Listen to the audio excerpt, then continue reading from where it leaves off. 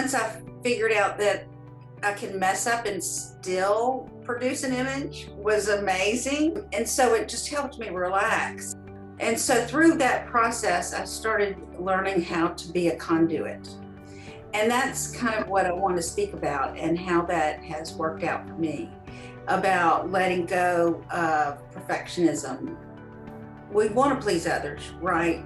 But not to a point where we lose our artistry, and that we can't let go of ourselves and let things come through us and let work come through us and not try to force the work.